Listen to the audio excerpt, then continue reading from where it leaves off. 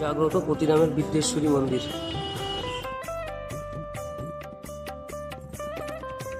বাঁ পায়ের আঙ্গুল পড়েছে এখানে।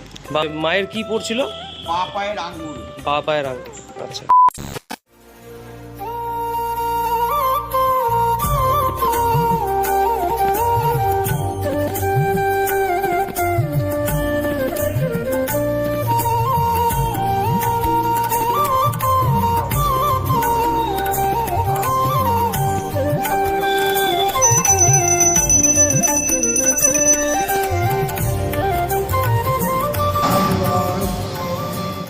এক পিঠ এখানে সতীপীঠের, আচ্ছা। তার মধ্যে পায়ের বাঁ পায়ের আঙ্গুল পড়েছে এখানে।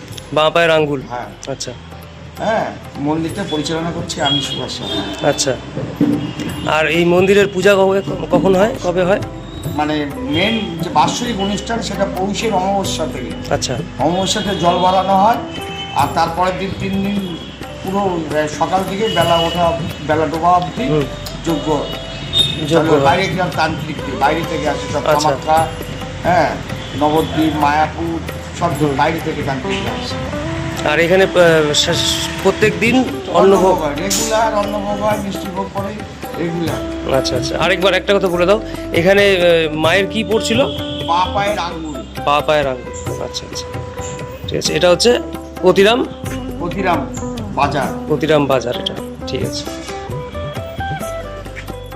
বিদ্যেশ্বরী মন্দির প্রতিরামে।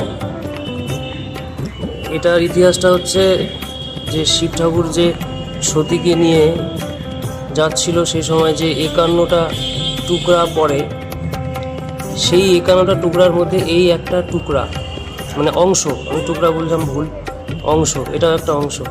খুব জাগ্রত প্রতিরামের বিদ্যেশ্বরী মন্দির।